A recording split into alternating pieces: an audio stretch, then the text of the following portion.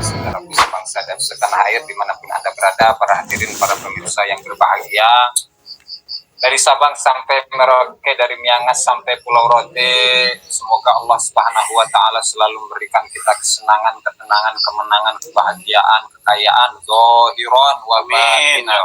Amin ya rabbal alamin. Alhamdulillah, para hadirin dimanapun Anda berada ya, kita pada malam hari ini kedatangan tamu yang mulia. Namanya beliau Al-Mukarram wal Muhtaram Al-Habib Hanif, bukan menantu. Masya Allah. Ini ngomong-ngomong gimana kabarnya nih Kak Hanif? Alhamdulillah sehat. Jadi sehat. Alhamdulillah. Jangan kiai lah, saya bukan kiai. Oh siap. Subhanallah. Ya. Kita mau bahas apa nih? Bahas Buya Qurtubi. Ya. Tapi saya menyebutnya Ustadz lah ya, karena Buya menurut saya itu cuma Buya Muhtadi. Ya. Oke. Jadi selain itu belum lah. Tapi kita berbeda nggak apa-apa toh? Nggak masalah, bebas. Artinya Kang Haji menyebut Ustadz, saya menyebut Buya Qurtubi. Gitu. Bebas. Nggak ada masalah kan? Nggak ada masalah. Nggak ada masalah. Perbedaan itu indah. Indah. Nggak perlu berantem. Nggak perlu nyebut pola ini sebagai memecah belah karena kita berbeda. Enggak kan? Nggak mesti begitu kan? Nggak harus. Oke. Jadi gini. Gimana? Di hari ini, tadi itu saya siang kalau nggak salah itu saya scroll video di YouTube dan saya temukan di situ Ustadz Qurtubi itu dalam pidatonya, dalam sambutannya begitu luar biasa, saudara. Kena mental kayak gitu. Diam saudara. Allah karim. Pada poin yang pertama itu beliau akan mengeluarkan bom nuklirnya katanya ya. Bom nuklir. Udah terbit itu? Belum. Karena memang sebenarnya beliau itu sudah janji di bulan Februari kemarin ya harusnya. Itu beliau harusnya itu mengeluarkan kitabnya yang An-Nawawi Syadid itu bom nuklir. Oh iya. Dan dari bulan Februari, Maret, April, Mei, Juni, Juli 5 bulan lah ya. Dalam 5 bulan itu belum muncul. Dan ternyata dalam videonya itu beliau akan mengeluarkannya ketika mau berdebat dengan Kiai Haji Imaduddin.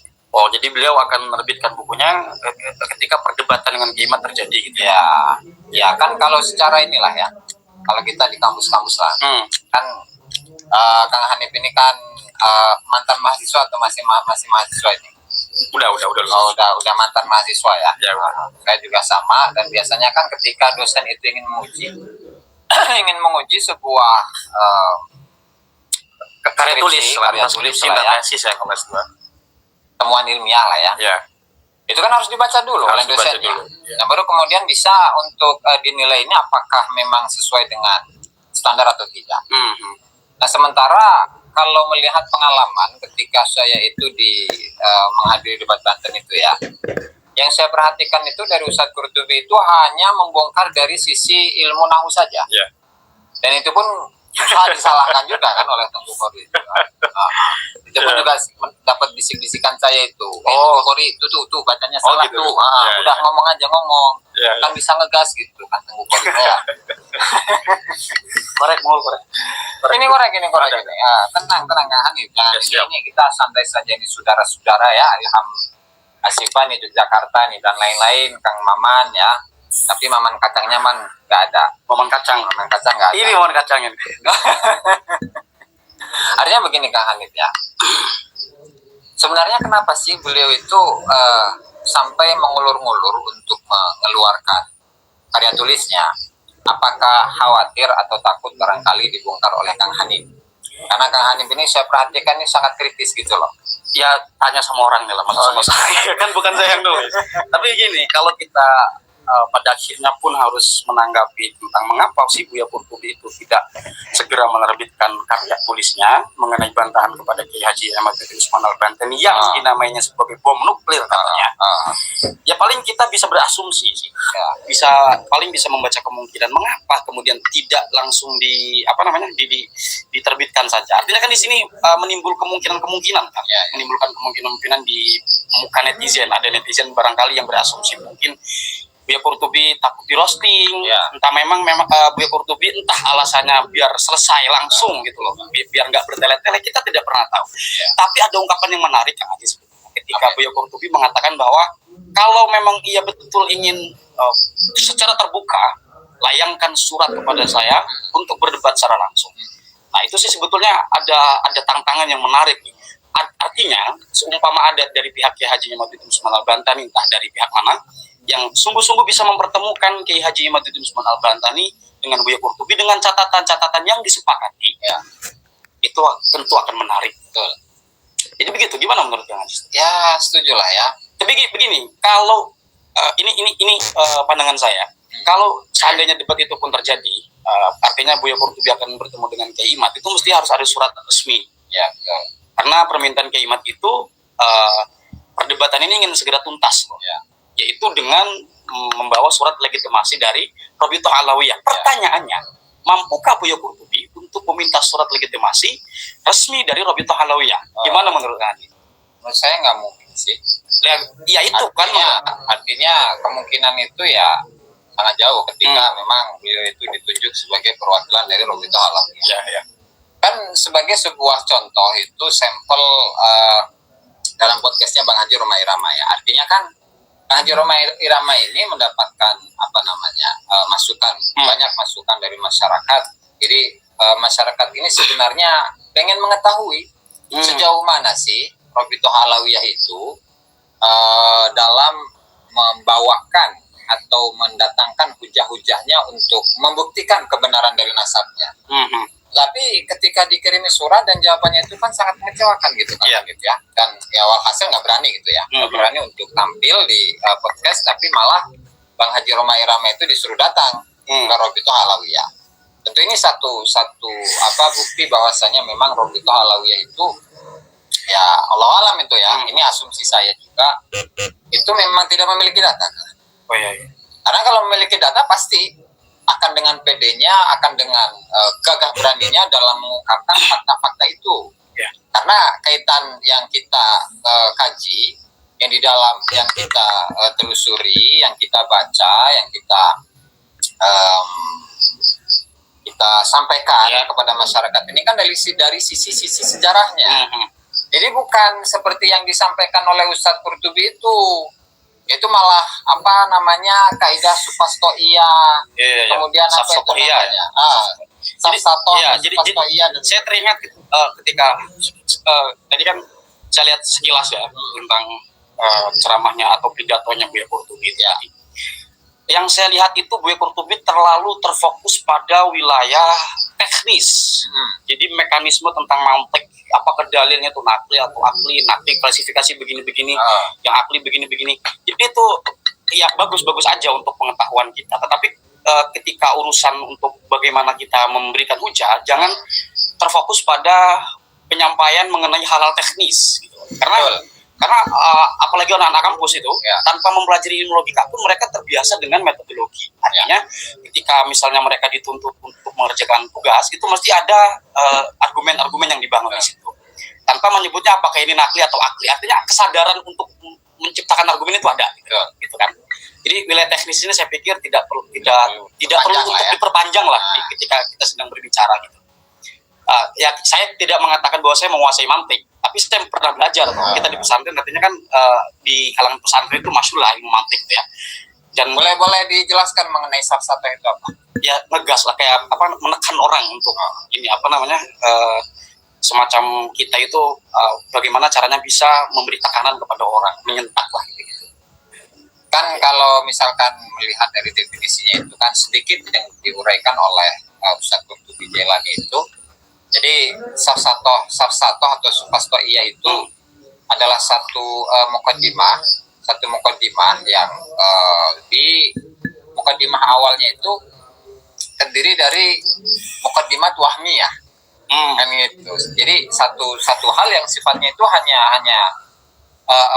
ilusi lah barangkali, asumsi segala macam gitu lah ya. Artinya begini, ketika kita aplikasikan itu apa yang disampaikan oleh Ustadz Qurtubi Jailani, kalau memang kita ini ingin menguji kebenaran dari nasabnya Ba'alawi hanya melalui apa yang disampaikan oleh Syekh Ibnu Hajar Al-Haytami dalam kitab tabatnya, kemudian ulama-ulama yang lain seperti Said Muhammad Murtada Az-Zabidi dan lain sebagainya. Artinya itu kan karena kajian kita itu sejarah dan itu hanya sekedar pengutipan-pengutipan yang tidak menyentuh kepada inti dari persoalan yang kita yang diperdebatkan lah. Ya, artinya gini, kalau dibuat silogisme itu pun gagal sejak dalam premis itu mukadimah. Coba ngaji tadi diuraikan. Misalnya Ibnu Hajar mengisbat nanti jahnya itu nasab Ba'alawi sah. Tapi dia digagal di bagian pengisbatan Ibnu Hajar Al-Haytami. Ya. Karena kita tidak pernah tahu apakah sebetulnya Ibnu Hajar Al-Haytami ini mengisbat atau tidak. Ya. Jadi kan gini, kalau saya sederhanakan, mukadimah kubro, mukadimah sugro, atau kebalik itu saya lupa karena udah lama tentang ini ya.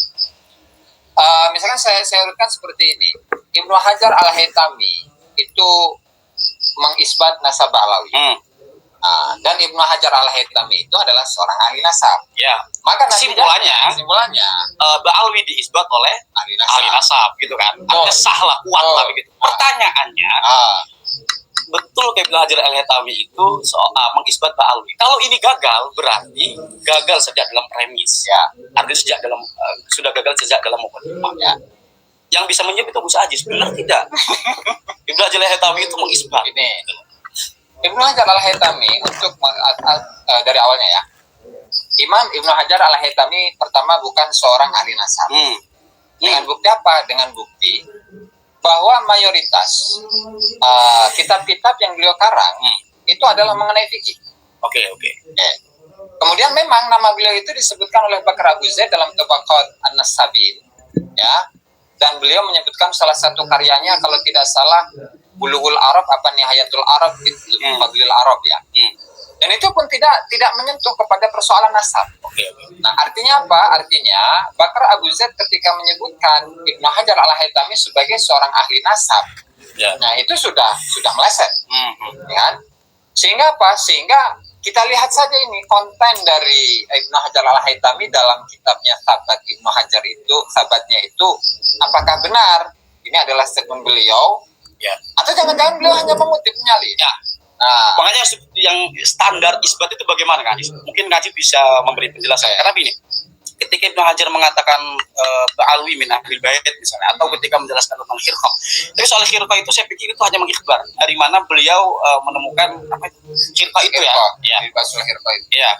Kemudian soal Ibnu Hajar min ahlil bait itu standarnya masuk isbat atau tidak? Enggak. Atau hanya mengikhbar saja? Enggak, hanya ikhbar saja, memberikan informasi kepada pembaca. Ya. Karena memang kalau kita itu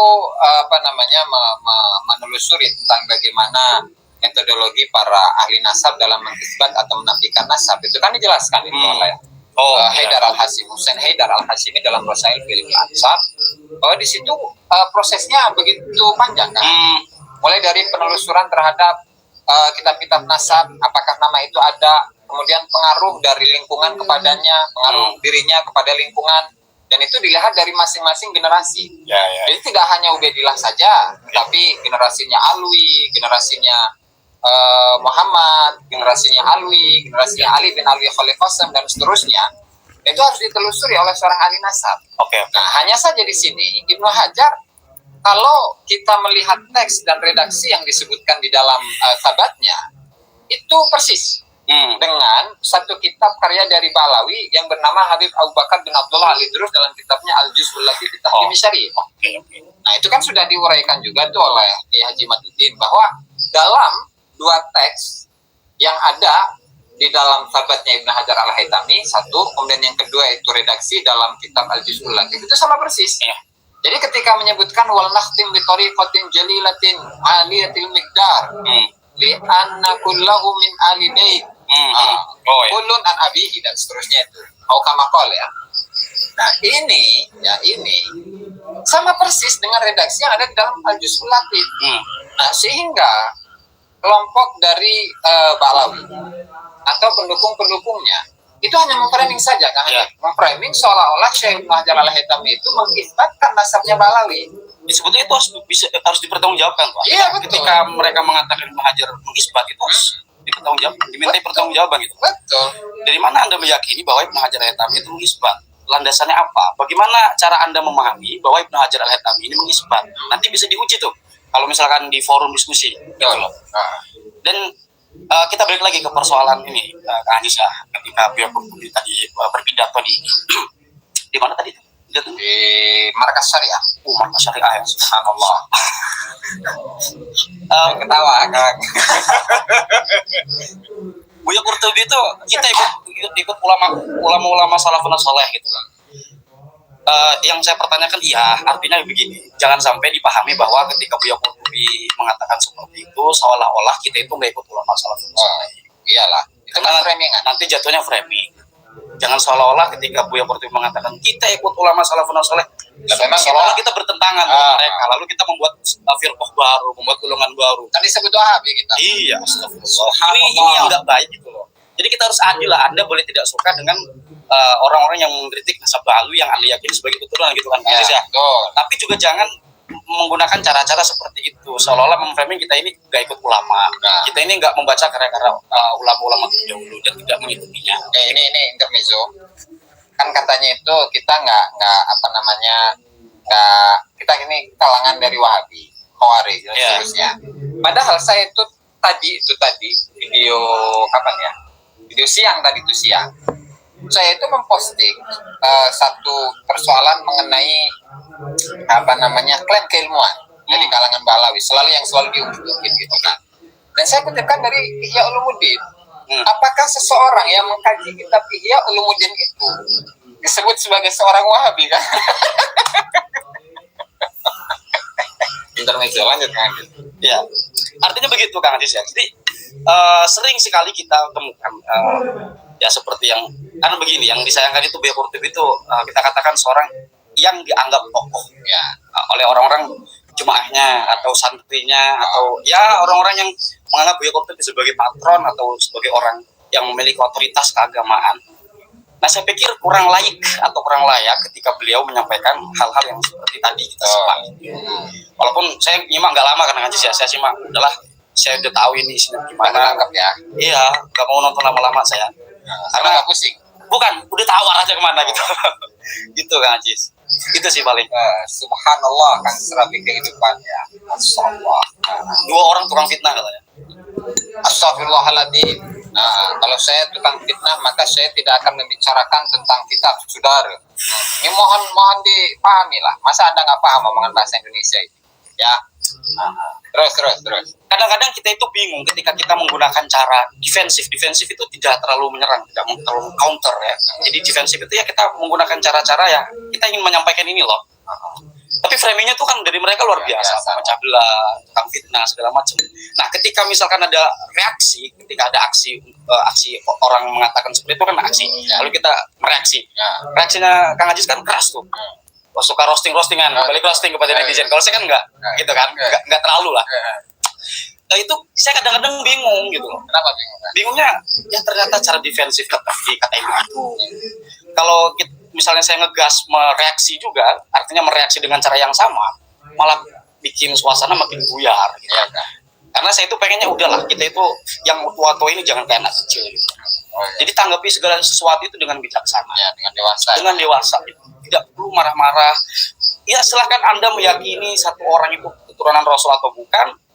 Jangankan keturunan Rasul, anak Tuhan pun, silakan. Tapi ketika ini berhadapan dengan umat, Anda katakan seperti itu, lah wajar dong ada orang yang kemudian meminta bukti. Apa alasan Anda mengatakan seperti itu? Oh, sebentar dong. Karena pada akhirnya ini yang dikhawatirkan terjadi gap di tengah masyarakat antara satu kelompok dengan kelompok yang lain. Ya ini tidak sehat untuk peradaban. Gitu. Jadi kita sama-sama terbuka aja pikiran. Sebenarnya kita ini ngadu domba enggak ini? Iya Allah, justru itu.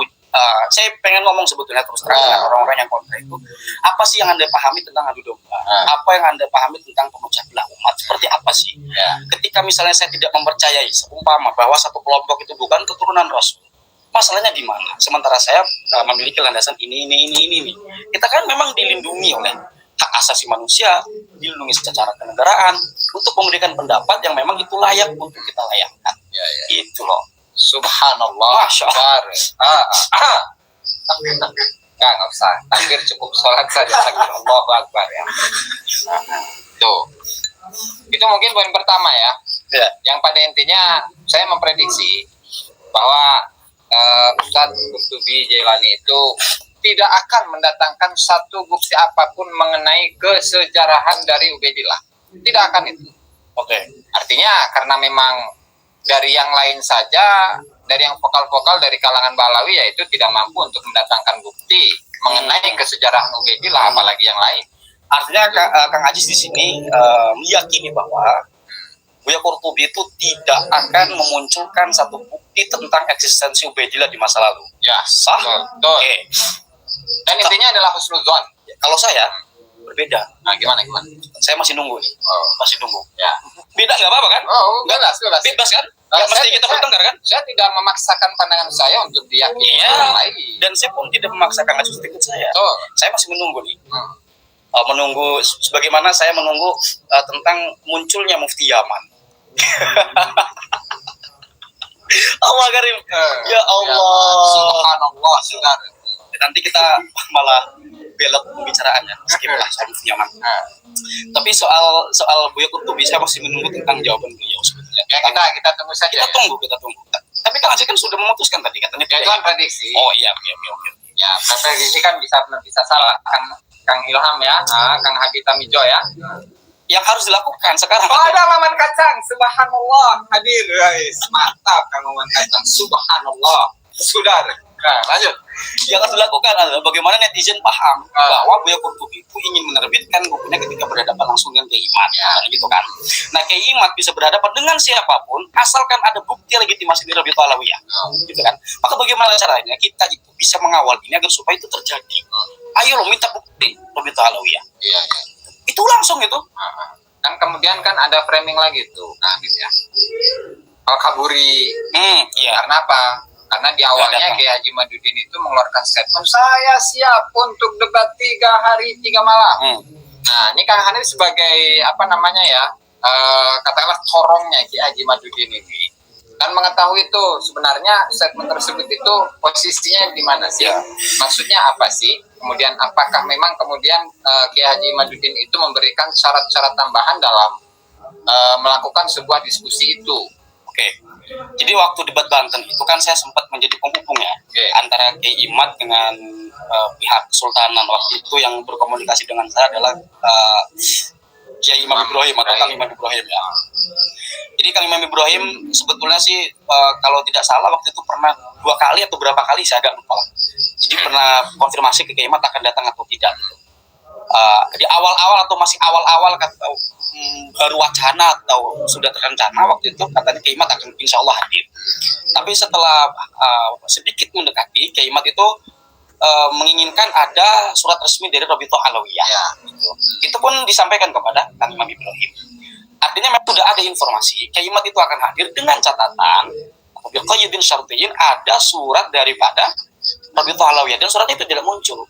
Kendati pun dihadiri banyak Habib di sana, ada Habib Hanif Al-Atas, kemudian ada Habib Idrus Al-Masyhur. Iya, yang presentasi Wali Songo itu saya. Idrus Al-Masyhur itu yang bikin antitesis kemarin itu. Oh iya.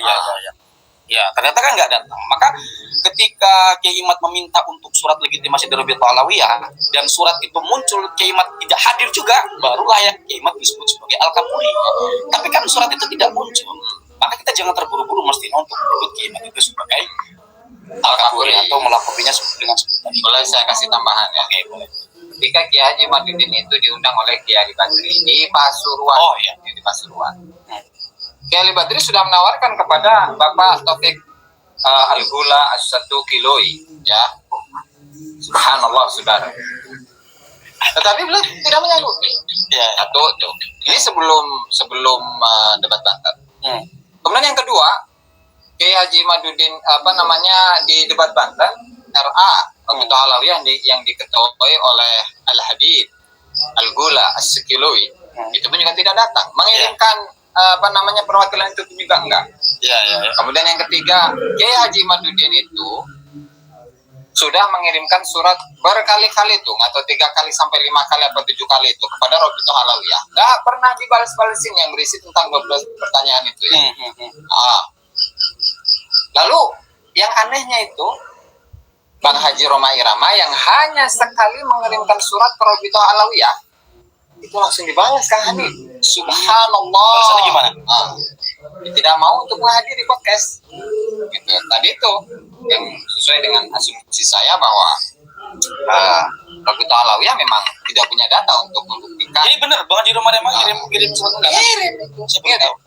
Jadi sampai diperlihatkan itu kan surat dari Bang Haji Roma Irama, diperlihatkan itu di YouTube-nya itu. Kemudian jawaban dari Rabithah Alawiyah itu pun juga ditampilkan dan juga dibacakan oleh Bang Haji Roma Irama.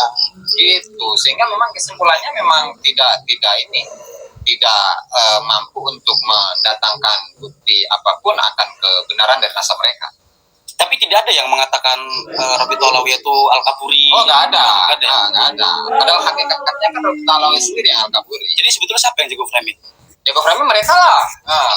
Bukan saya ngomong ya. Iya, oke. Aduh, ya Allah, ya. Nih, saya suruh minta maaf, Cina. Minta maaf kenapa ini? Supaya ini itu aja sudah minta belum, ngapain saya minta maaf? Anda ini nggak paham-pahamnya, dari kemarin itu sudah saya jelaskan. Saya itu 50-50 mengenai akun Facebooknya dari Syekh Syamsuddin Syarafuddin. Kalau 50-50 kan saya tidak meyakini bahwa itu adalah sebuah kebenaran, sebuah akun yang benar. Sampai